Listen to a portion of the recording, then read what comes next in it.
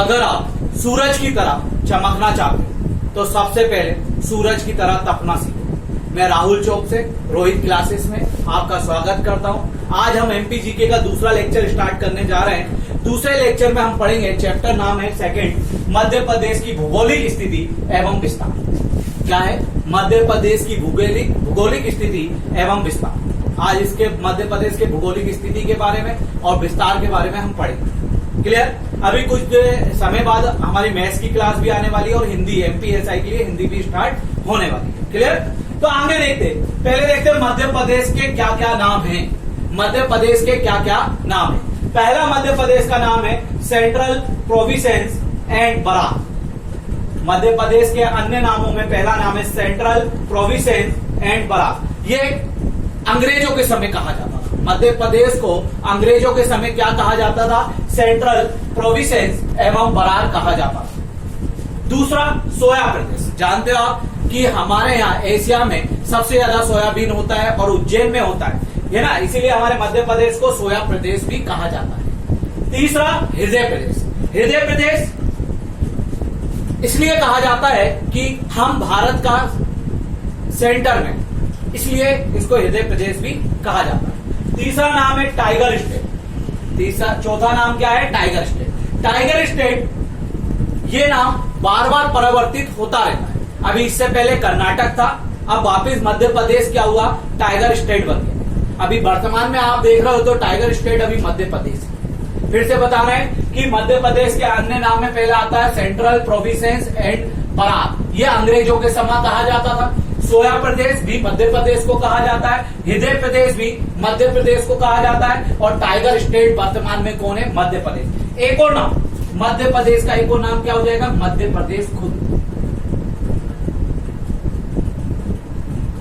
ये मध्य प्रदेश नाम किसने दिया है? जवाहरलाल नेहरू। हमारे मध्य प्रदेश को नाम मध्य प्रदेश जवाहरलाल नेहरू ने दिया। क्लियर बात समझ में आई? आज हम मध्य प्रदेश का जो पढ़ना चाह रहे हैं वो क्या पढ़ने जा रहे हैं? भौगोलिक स्थिति एवं विस्तार। मध्य प्रदेश के अन्य नामों में हमने पहला नाम पढ़ा सेंट्रल प्रोविंसेस एंड बराक, जो कि कहा किसके समय कहा जाता था? अंग्रेजों के समय। दूसरा नाम सोया प्रदेश, तीसरा नाम हृदय प्रदेश, चौथा नाम टाइगर स्टेट। वर्तमान में मध्य प्रदेश ही टाइगर स्टेट है, इससे पहले कर्नाटक हो चुका था। फिर बात करें पांचवा नाम मध्य प्रदेश खुद मध्य प्रदेश का नाम है, जो कि जवाहरलाल नेहरू के द्वारा दिया गया। क्लियर? अब हम पढ़ेंगे मध्य प्रदेश के विस्तार, अक्षांशीय विस्तार और देशांतरीय विस्तार। क्या पढ़ेंगे? मध्य प्रदेश का अक्षांशीय विस्तार और देशांतरीय विस्तार। मध्य प्रदेश, अब हम पढ़ेंगे मध्य प्रदेश के अक्षांश व देशांतरीय विस्तार को पढ़ेंगे। ये कई एग्जामों में आता है और वेरी इंपॉर्टेंट है, पीएससी के लिए भी बहुत इंपॉर्टेंट है और आपके एमपीएसआई के लिए भी बहुत इंपॉर्टेंट है। क्लियर बात समझ आए? एमपीएसआई, कांस्टेबल और टीओ के पेपर में पूरा का पूरा एमपीजीके बहुत इंपॉर्टेंट रहता है। अब आगे बात करते हैं मध्य प्रदेश के अक्षांशीय और देशांतरीय विस्तार। मध्य प्रदेश का अक्षांश एंड देशांतर विस्तार, देशांतरीय विस्तार, है ना? तो मध्य प्रदेश के अक्षांश एवं, या एवं लिख दीजिए, एंड लिख दिया मैंने, एवं देशांतरीय विस्तार की बात करें तो सबसे पहले हमें समझना पड़ेगा कि अक्षांश क्या होता है और देशांतर क्या होता है। क्लियर? थोड़ा सा बोरिंग लगेगा पर समझोगे नहीं तो आगे कैसे चलोगे। हम बात करते हैं कि हमारा ये वर्ल्ड का मैप है।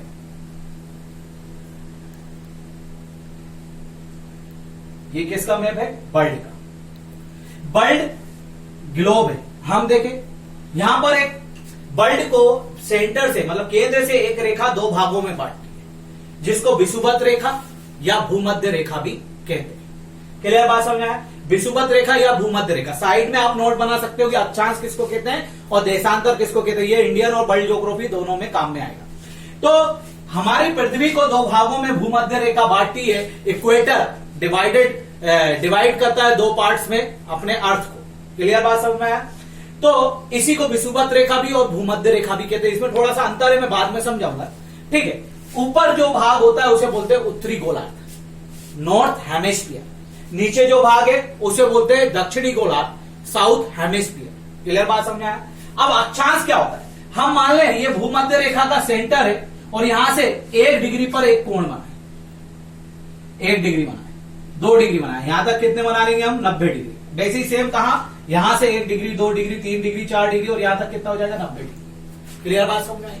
तो अक्षांश क्या होते हैं? भूमध्य रेखा पर, भूमध्य रेखा के समांतर प्रत्येक कोण पर खींची गई सीधी रेखाएं क्या कहलाती हैं? आपकी अक्षांश कहलाते हैं। क्या कहलाते हैं? अक्षांश। या एक और डेफिनेशन हो सकती है इसकी, पृथ्वी के, आप डेफिनेशन लिख लीजिए अक्षांश क्या होता है? अक्षांश पृथ्वी के केंद्र से किसी स्थान की कोणात्मक दूरी को ही अक्षांश कहते हैं। पृथ्वी के केंद्र से किसी स्थान की कोणात्मक दूरी को ही क्या कहते हैं? अक्षांश कहते हैं। और दूसरा क्या हुआ भाई कि भूमध्य रेखा के समांतर प्रत्येक डिग्री कोण पर खींची गई रेखाओं को क्या कहते हैं? हम अक्षांश कहते हैं। समांतर बोले तो पहले। क्लियर बात समझ में आया? ठीक है, तो 1 डिग्री से यहां कितना बना? 90, यहां भी कितना बना? 90, तो ये भी कितना हो जाएगा? टोटल 90 अक्षांश। टोटल कितने अक्षांश हो जाएंगे? 90। क्लियर बात समझ? सीधी सी भाषा में हम बोले तो लेटी हुई, ग्लोब के ऊपर लेटी हुई रेखाओं को ही हम क्या कहते हैं? अक्षांश कहते हैं। क्लियर बात समझ? यहां 90 होंगी, यहां भी कितनी हो जाएंगी? 90। ये तो था अक्षांश। क्लियर बात समझ में आया? तो मैंने बताया भी कि अक्षांश क्या होते हैं? पृथ्वी के किसी स्थान, पृथ्वी के केंद्र से किसी स्थान की कोणात्मक दूरी को हम क्या कहते हैं? अक्षांश। या भूमध्य रेखा के समांतर खींची गई रेखाएं प्रत्येक डिग्री पर, वो क्या कहलाती है? अक्षांश। और भूमध्य रेखा क्या करती है भाई? पृथ्वी को 2 भागों में बांटती है, उत्तरी गोलार्ध और दक्षिणी गोलार्ध। उत्तरी गोलार्ध में 90 अक्षांश होते हैं और आपके दक्षिणी गोलार्ध में भी कितने होंगे? सिमिलर 90 अक्षांश होंगे। टोटल अक्षांशों की संख्या कितनी हो जाएगी? 180। अगर क्वेश्चन आपसे पूछ दिया जाए कि अगर आपसे क्वेश्चन पूछ दिया जाए कि भूमध्य रेखा समेत कितने अक्षांश होंगे, तो 180 प्लस क्या हो जाएगा? ये 0 डिग्री क्या हो जाएगा? 181, 181 अक्षांश हो जाएंगे, लेटीट्यूड्स हो जाएंगे। क्लियर बात समझ आया? अक्षांश को इंग्लिश में लेटीट्यूड कहते हैं। तो मैंने क्या बताया? 90 ऊपर, 90 नीचे और एक 0 डिग्री, तो 181 हो जाएंगे। और ऐसे पूछेगा तो 180 हो जाएंगे। ये तो हुआ आपका अक्षांश। क्या होता है अक्षांश? अब हम बात करें हमारे भारत की। सबने पढ़ा होगा कि हमारा भारत जो अक्षांशीय विस्तार है हमारे भारत का, वो है 6.4 उत्तरी अक्षांश से लेकर 37.6 उत्तरी अक्षांश तक है। क्यों उत्तरी अक्षांश बोला हमने? उत्तरी अक्षांश से उत्तरी अक्षांश, कारण यह है कि हमारा पूरा का पूरा भारत भूमध्य रेखा से ऊपर की ओर है। और ऊपर क्या? पूरा का पूरा उत्तर। तो हमारा जो भारत है, पूरा जो हमारा भारत है,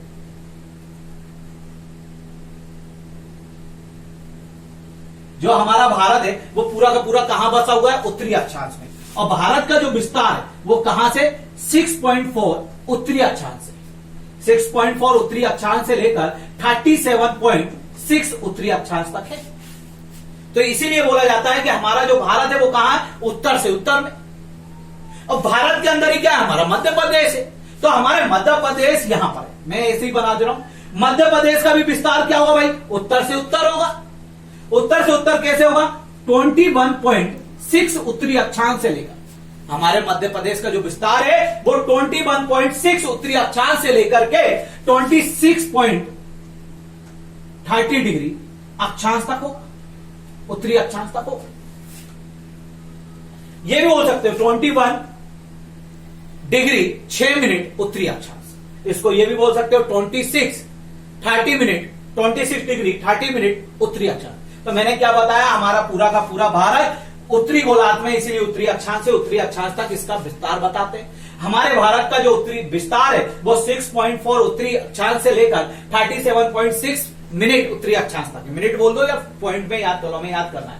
फिर आया मध्य प्रदेश। मध्य प्रदेश भी भारत में, वो भी कहां है? उत्तर से उत्तर में ही, उत्तरी अक्षांश से उत्तरी अक्षांश में। तो हमारे मध्य प्रदेश का जो अक्षांशीय विस्तार है वो 21.6 से लेकर 26.30 डिग्री 30 उत्तरी अक्षांश है, 30 डिग्री उत्तरी अक्षांश है।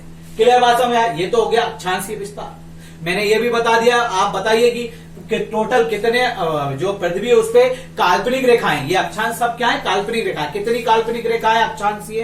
तो 180। अगर भूमध्य रेखा को मिला दे तो 181।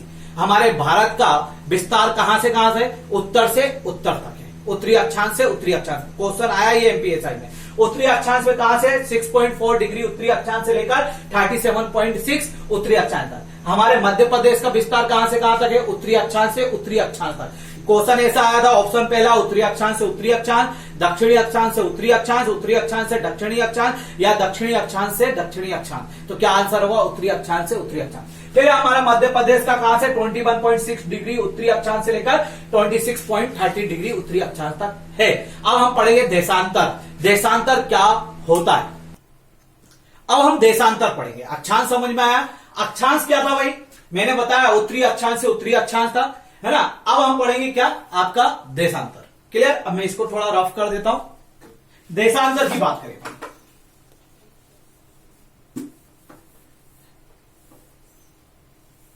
देशांतर में हमने 0 डिग्री को क्या हुआ, पहले देशांतर समझ लो आप।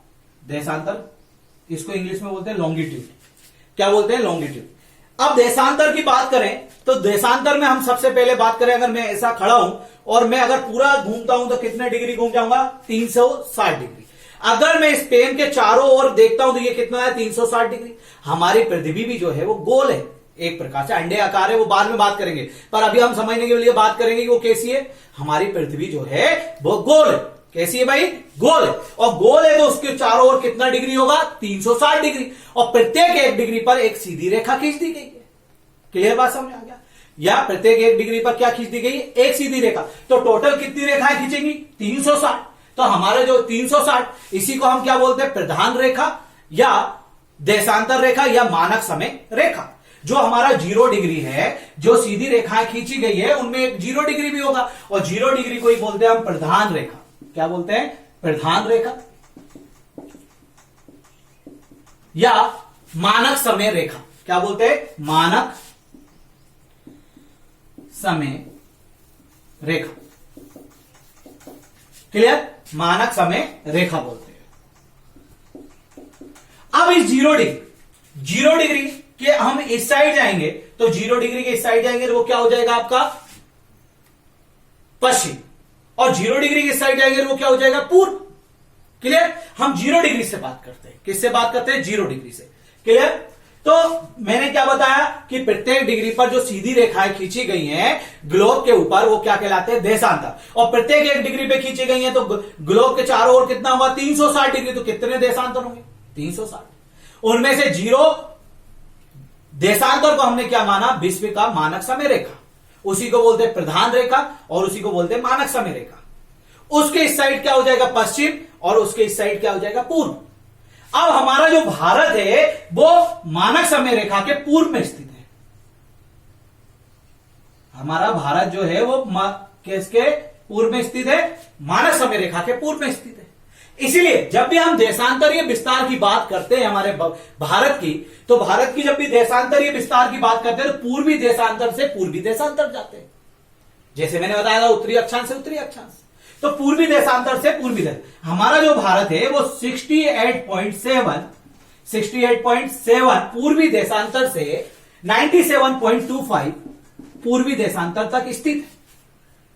मैं फिर से बोल रहा हूं, अगर दिखता नहीं है तो मैं बोलता हूं, रिपीट करता हूं। तो हमारा भारत का जो देशांतरीय विस्तार है वो क्या है? 68.7 से लेकर 97.25 पूर्वी देशांतर तक है ना। यहां पे हमने एक बिंदु भी बनाया, जैसे इंदिरा पॉइंट है, इंदिरा कोल है, सरक्रिक है, बालंगू है, लेकिन वो हम इंडियन ज्योग्राफी में डिस्कस करेंगे।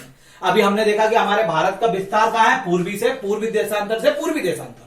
पूछा गया क्वेश्चन ये भी। और हमारे भारत का विस्तार कौन से पूर्वी देशांतर से कौन से पूर्वी देशांतर तक है? 68.7 पूर्वी देशांतर से लेकर 97.25 पूर्वी देशांतर। इसी के अंदर हमारा मध्य प्रदेश भी स्थित है, ये मैंने बना दिया।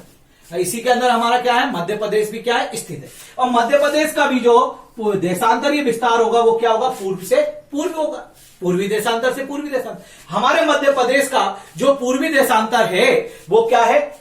74.9 मिनट या 9 डिग्री, 74.9 डिग्री पूर्वी देशांतर से लेकर 82.48 पूर्वी देशांतर तक है।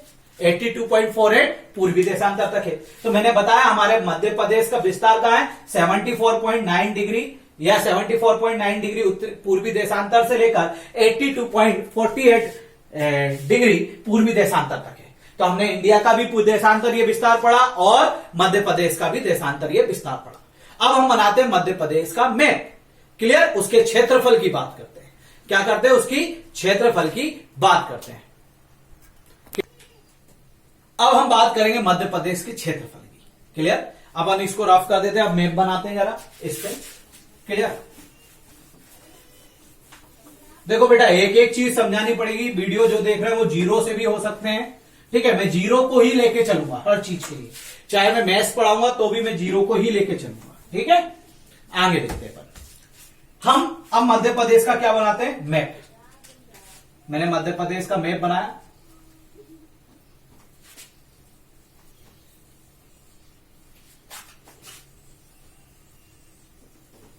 क्लियर? ठीक है? अब जैसा भी बनाओ, बोर्ड छोटा है अपने पास। तो मध्य प्रदेश के क्षेत्रफल की बात करते हैं।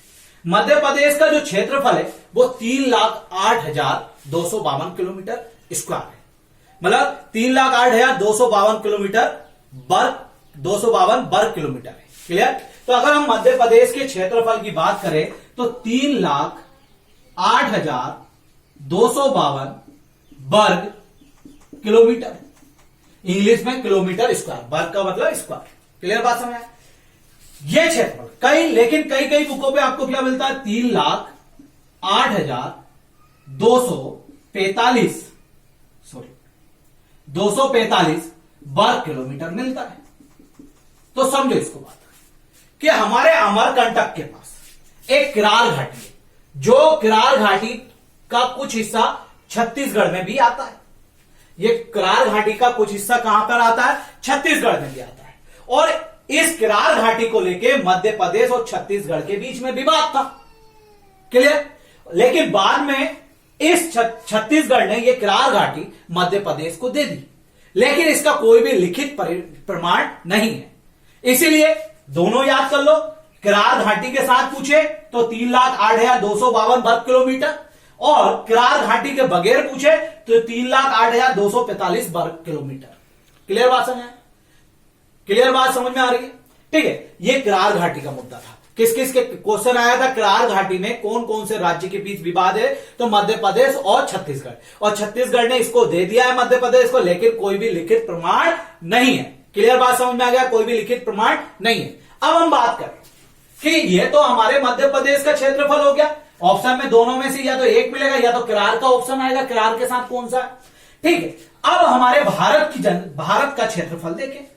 भारत का कुल क्षेत्रफल है आपका 32,87,263 किलोमीटर वर्ग किलोमीटर।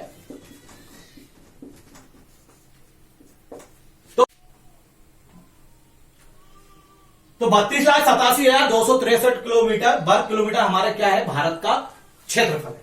क्वेश्चन ये पूछा जाता है कि हमारे भारत के कुल क्षेत्रफल का मध्य प्रदेश कितना क्षेत्रफल है? तो कितना क्षेत्रफल है? हमारे भारत का कुल क्षेत्रफल का मध्य प्रदेश 9.38% है। ये क्वेश्चन कई बार आ चुका है पेपर में।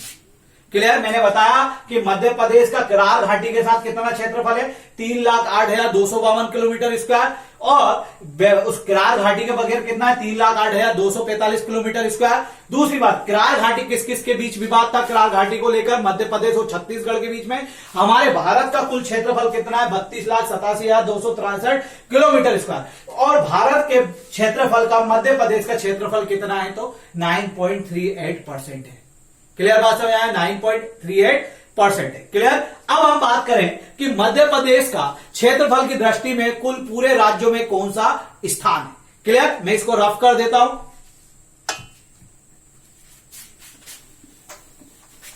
बोर्ड मैप की फिर जरूरत पड़ेगी, हम उसको करेंगे, पर अभी पहले देख लेते हैं। क्लियर? तो हम बात करें स्थान की, क्षेत्रफल में कौन सा स्थान है?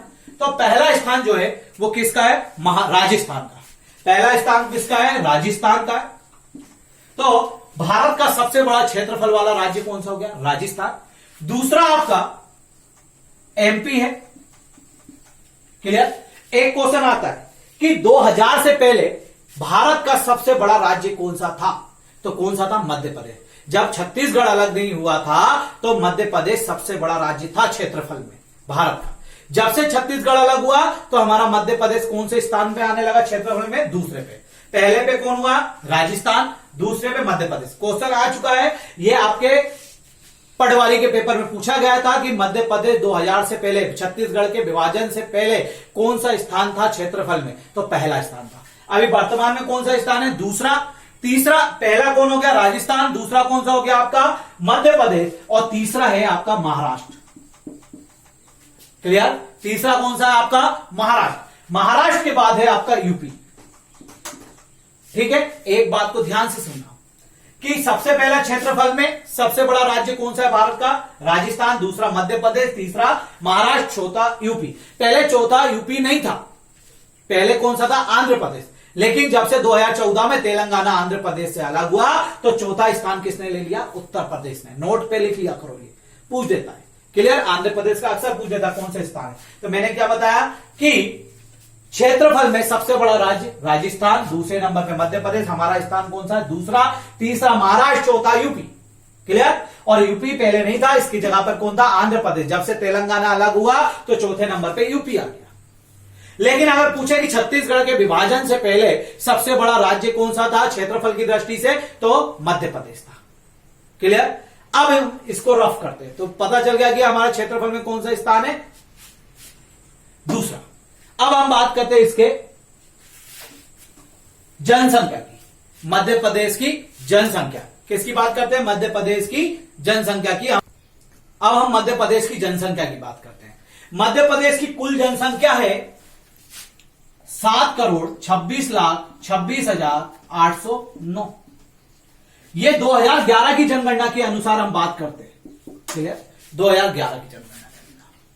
तो हमारे मध्य प्रदेश की कुल जनसंख्या 7,26,26,809 है। अभी तो वर्तमान में बढ़ गई होगी, और जब तक जनगणना नहीं आएगी हम 2011 के अकॉर्डिंग ही पढ़ेंगे। जबकि हमारे भारत की, ये कहां की जनसंख्या है? मध्य प्रदेश की। हमारे भारत की जो जनसंख्या है वो कितनी है? लगभग 121 करोड़। हमारे जो भारत की जनसंख्या है वो लगभग 121 करोड़ है। 121 करोड़। तो हमारे मध्य प्रदेश की जनसंख्या कितनी है? 7,26,26,809। और हमारे भारत की कितनी है? 121 करोड़। हमारे भारत की कुल जनसंख्या का कितनी जनसंख्या मध्य प्रदेश में निवास करती है वो भी हमें देखना है। कितनी करती है? 6%। तो हमारे हम बाद में पढ़ेंगे एसटी कितने रहते हैं, एससी कितने रहते हैं, ओबीसी कितने, जनरल कितने, कितना लिंग अनुपात है। जब जनगणना वाला चैप्टर पढ़ेंगे तब पढ़ेंगे। ये हमारा ऊपर का स्ट्रक्चर पढ़ रहे हैं। ठीक है? तो मैंने क्या बताया? मध्य प्रदेश की कुल जनसंख्या कितनी है? 7,26,26,809। और हमारे भारत की कितनी है? 121 करोड़। और हमारी भारत की कुल जनसंख्या क्या? हमारे मध्य प्रदेश में कितनी जनसंख्या निवास करती है? तो 6% निवास करती है। कितनी निवास करती है? 6%। अब हमारे मध्य प्रदेश का स्थान देख लें। क्लियर? हमारे मध्य प्रदेश का जनसंख्या के क्षेत्र में कौन सा स्थान है? मध्य जनसंख्या के आधार पर देखें तो सबसे पहले स्थान है यूपी का। सबसे पहला स्थान किसका है? यूपी का। फिर है आपका महाराष्ट्र, फिर है आपका बिहार। क्लियर? तो पहला कौन सा हो गया? यूपी, फिर महाराष्ट्र, फिर बिहार, फिर पश्चिम बंगाल। पीबी लिख रहा हूं, पंजाब मत समझना। पश्चिम बंगाल। फिर है आपका एपी, आंध्र प्रदेश। और छठा स्थान है आपका एमपी, मध्य प्रदेश। देखिए, पांचवें और छठे स्थान पर लोगों को अभी भी डाउट रहता है। क्लियर? लेकिन मैं बता रहा हूं आपको, छठा स्थान लगाना है तो छठा ही लगाना है। क्लियर? मैंने 2-3 स्पीडी देखी, उसमें पता किया, तब जाके मुझे पता चला, है ना? तो पांचवा नहीं, छठा स्थान है। तो पहला स्थान उत्तर प्रदेश जनसंख्या की दृष्टि से, दूसरा स्थान महाराष्ट्र, तीसरा बिहार, चौथा पश्चिम बंगाल, और पांचवा आंध्र प्रदेश, और मध्य प्रदेश का है छठा स्थान। क्या है? मध्य प्रदेश। क्लियर बात समझ में आया? तो मैंने बताया कि जनसंख्या भारत मध्य प्रदेश की कितनी है? 7,26,26,809, जो कि भारत की कुल 6% है। और भारत की कितनी है? 121 करोड़। यूपी पहले नंबर पे स्थान किसका है जनसंख्या के क्षेत्र में? राज्यों में पहला यूपी, दूसरा महाराष्ट्र, तीसरा बिहार, चौथा पश्चिम बंगाल, और पांचवा आंध्र प्रदेश, और छठा मध्य प्रदेश है।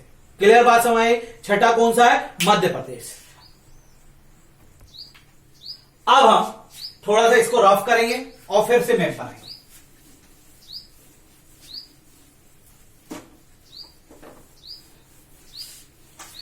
देखो बेटा, अगर समझ में आ रहा है तो मैं पूरे एमपी को छान दूंगा, बहुत अच्छे से पढ़ाऊंगा एक एक चीज। आगे वाला जो आने वाला है वो क्या आने वाला है, भौगोलिक विस्तार आने वाला है। ठीक है, भौगोलिक विस्तार में सतपुड़ा की घाटी, नर्मदा सोन घाटी, है ना, मालवा का पठार, जो 7 अपने भौगोलिक क्षेत्र सारे के बारे में पढ़ेंगे।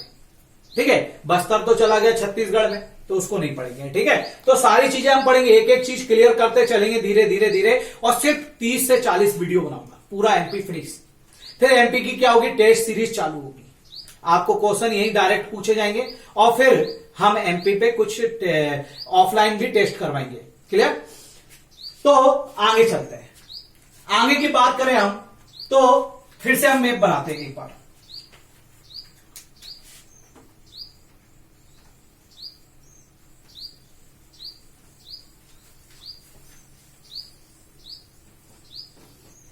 ये हो गया अपना एमपी, है ना, थोड़ा सा छोटा हो गया, बोर्ड भी छोटा है अपने पास।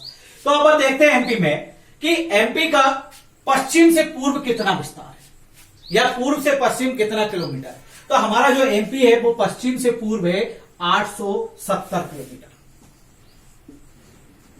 क्लियर?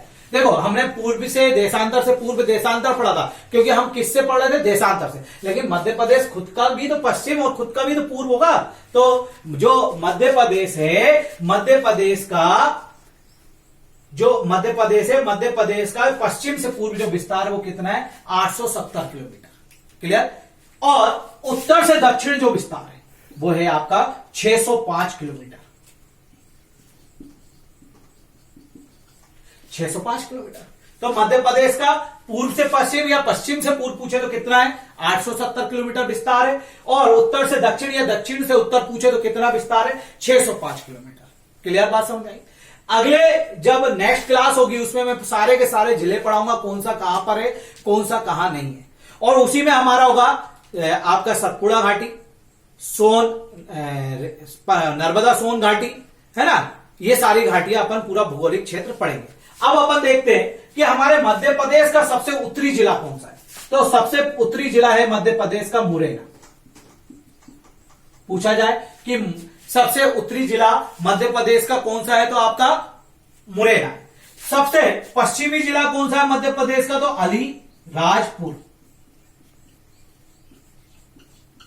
अलीराजपुर कौन सा है, अलीराजपुर। और सबसे दक्षिणी जिला कौन सा है, तो बुरहानपुर। बुरहानपुर। क्लियर? और सबसे पूर्वी कौन सा है, तो सिंगरौली। क्लियर? तो यहां पर मैं ऐसे डायग्राम और अच्छा कर दूंगा।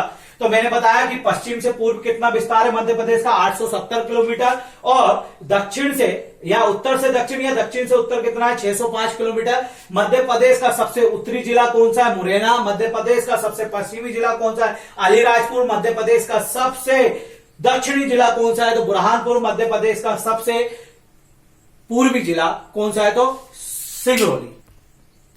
ठीक है, तो अपन ने आज इतना पढ़ा। अगली नेक्स्ट क्लास में हम पढ़ेंगे पूरा मैप, कौन सा जिला कौन से राज्य से सीमा बनाता है, कौन से राज्य से सीमा नहीं बनाता है। साथ में पढ़ेंगे मध्य भारत का पठार, मालवा का पठार, नर्मदा सोन घाटी, रीवा पन्ना का पठार और बुंदेलखंड का पठार।